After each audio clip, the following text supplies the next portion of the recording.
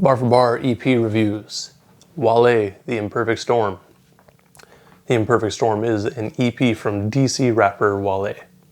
I'm not gonna lie and say that I've been following him since the beginning because I really only started listening to him last year with the release of Wow, That's Crazy. That tape alone made me a big enough fan to get really excited anytime he was featured on an album, and especially excited for this release. There's really not much else for me to say about him, so let's get into the review itself. So this project is very much an EP. At a total runtime of only 18 minutes with 6 tracks, it could be very easy to make a misstep. But it's safe to say that Wale delivered a very appropriate body of work given what's going on in the world today. Much of the project feels to have been written in the last couple of weeks, right around the beginning of the protests. And it kind of acts as a bit of a commentary on what's going on right now. The Imperfect Storm starts off with the track Movin' Different. This is the type of beat that I feel Wale does really well on. Like, it's pretty upbeat with an instrumental, and the way that Wale delivers his bars here kind of carries on that same feeling. Even the chorus does a really good job of it, going left to right, side to side, do you. Like, it's really, it's a fun track. But right away, we get into something a bit more serious. He says, "Seen a white ride get a black person shot, strapped full of yes, cause a pig finna ride." Now, this is most likely directly referencing the recent riots that have come out of the protests. Often, these riots were seen to be incited by white people who may or may not have been there for the cause. And because of that, people got shot with rubber bullets. Now, this could also be referencing the disproportionate treatment of black people when compared to white people. Basically, for the same or a lesser crime, a black person is going to face more jail time, assuming they aren't shot first. This goes into the next line, which is almost in retaliation. It's saying that black people are keeping their guns on them in fear of the police. The next line to draw attention to is literally the next line in the song, where he says, "They ran through the stores, they ran through the spas. It's hard to get mad when it's mad and word's gone." Which he then follows up with, "My dog got looted, said it's fair, but it's hard." And I think that line does a pretty good job of explaining just how people feel. Like, you have a business owner who got looted, but he understands the reasoning for it. But he also acknowledges that, yeah, it's hard for them because money.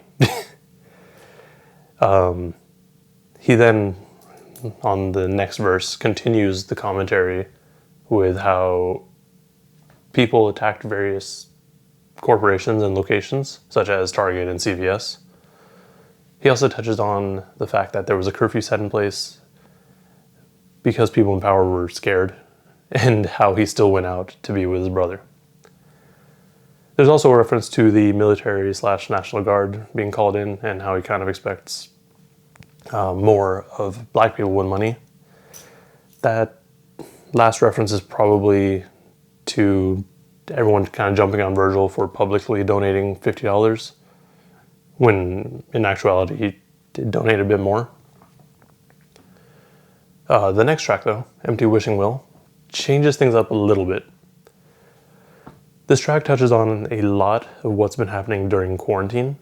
So the first verse touches on the confusion and uncertainty that many of us faced at the beginning of it, and what we're still facing as things slowly start to open up again. The line that stands out most to me in the first verse is, "Got work to do, but it's shut down." Now, this could be him talking to himself and how it's hard to be a rapper in these times because you can't tour, you can't really get into the studio as easily. It's hard to do features and get features from people, like stuff like that. But it could also be very easily applied to everyone else who who is now unemployed or on furlough like myself. The second verse goes into what many people did during quarantine, which is mostly just checking up on people important to them. I also like that he touched on the Swiss Beats and Timbaland venture with verses, and how that's kind of become a recurring thing now. The track finishes up with what really just feels like a recap of what's been going on, or what's been said so far. Can't trust the news, nah, fuck that. Ain't trusting you, no, not just yet. No work to do, shit shut down, shit open back. We gon' go back. Who close up, who attached, who gon' answer, who gon' tax, who going outside and who coming back. Shit, we both don't know because we both black. Now, this last bit is probably what is going through a lot of people's minds, especially for black people, because of all the shit going on. Like, it's tough out there, and especially for black people. The next track, Blue, Yellow, Green, Pink, White, is apparently a song dedicated to Xanax. My understanding of Xanax is very limited, so I can't really say too much about the track. The colors referenced here are different colors of Xan pills, which typically is to denote different doses. But that's all I got. Let me know what it actually means. The next track, though, June 5th / Queens and Gods, is probably my favorite track on this project. It's also the longest one. The first part was recorded on June 5th and touches on a lot of stuff, mostly again about what's been going on recently. The track starts off with Wale letting us know that his daughter saw the murder of George Floyd while he was just trying to rent trolls on his phone. Now, I imagine having to explain what happened to your child or someone who's of innocent age is not the easiest thing to do. Hell, I mean, trying to explain it to anyone is tough. He then says, they beating white people down just to show us what's coming, or to show us we nothing, or to show us we only welcome when we singing or ballin'. Shut up and dribble. Or shut up, perform for them because they hold all the money. So here, Wale is comparing the treatment of white people by the police to the treatment of black people. Now, yes, white people get beat down too, but that's not always the case, which is why I think he said, or to show us we nothing. Because you'll have white people that don't get beat at all for their crimes, and then a black person who just gets beat to death. The following line where he says, we only welcome when singing or ballin', goes further into the fact that a lot of America loves black culture, but hates black people or just doesn't care for them. The shut up and dribble line is in reference to, well, it's exactly what Lord Ingram said to LeBron when he made his political comments a while back, which is basically just saying, I don't care about what you have to say. I only care about you for the sport, which is just fucked up. In the second verse, he brings up our favorite person, Karen. I'm not going to define who Karen is because everyone knows by now. Basically, he's saying that Karen got problems, and after the shooting of Rayshard Brooks in a Wendy's parking lot by Atlanta PD, she decided to burn the Wendy's down. I'll let you sit with that. With the first part done, we get a snippet from Tamika Mallory, who was at one of the marches after the death of George Floyd. She says, I don't give a damn that they burned down Target, because Target should be on the streets with us, calling for the justice that our people deserve. After this, we get into the second part, which is a bit weird considering it doesn't quite fit the first part. Like, the message and everything's a little bit different.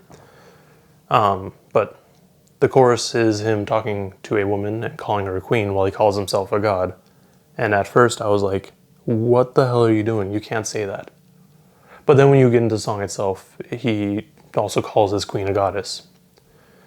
Aside from that, this part feels like a dedication to an important woman in his life and the connection that they share. He says, if I get depressed, I call her even if I hide my problems. When it get too hard, she know it. She can feel my spirit falling. And I fear she worry too much, but I'm glad she worry about me. Then again, the world is too much. I can see my queen, a goddess. And I really haven't felt this way about a particular line or verse since J. Cole's verse on Black's Pretty Little Fears a couple years back. And it's great because it talks about how men typically withhold their feelings even to people that they can fully trust. But those people know when someone's feeling that way, and they just know what to say or to do to make things better. The second to last track, Shit Don't Stop, is also one of my favorites, and I wish it was a bit longer. Although we technically get a verse here, it really just feels like it's only a chorus, or more like just an interlude track. There is an important part of this track though, because he quietly says towards the end, Oluwat Toyin. Toyin, if you aren't aware, was a Black Lives Matter activist who on, I believe, June 5th, tweeted out that she was sexually abused, and then shortly after went missing, and wasn't found until last week when she was found dead. Rest in peace. The last track, Majo, wraps things up. It has a bit of a Caribbean sound to it. I don't know, it's just a really good track to end things for this album because it basically touches on everything that's said thus far. There's also a lot of fun wordplay here that you really should just check out for yourself. With all that said, this EP is definitely worth a listen. Given the times we're in, music talking about what's going on really shouldn't be too surprising. I mean, hip-hop itself has always been a very expressive form of art that takes inspiration from what's going around the artist itself. Plus, the tape's only 18 minutes, so if you can take however long I've been talking about this album to watch this video, like, you can spend 18 minutes to listen to the album. Although I guess a lot of people only listen or watch reviews because they want to confirm their own opinions. Anyways, my favorite tracks on this album are June 5th / Queens and Gods, Moving Different, Shit Don't Stop. And yeah, that's all I really got. Y'all need to put some respect on Wale's name because he's putting out good music and I feel like it goes underappreciated. Anyways, that's all I got for this review. I went on for a bit longer because there's a lot for me to really talk about. But in the comments below, let me know what you thought of this album and if I misinterpreted something or if you have a different interpretation. Yeah, and then, you know, like, subscribe, and oh yeah, there's new shirts out. I don't have them on me yet, clearly, but they are available at the link below. All the proceeds from these shirts are going to go directly to Hip Hop for Change. Hip Hop for Change is, like I mentioned before, but they are a nonprofit based in Oakland, and basically they're there to help educate the youth about hip hop, but also to help tear down the negative stereotypes about hip hop. So consider buying a shirt. It's going to a good cause. Well, thank you for watching. Stay safe out there. Bye.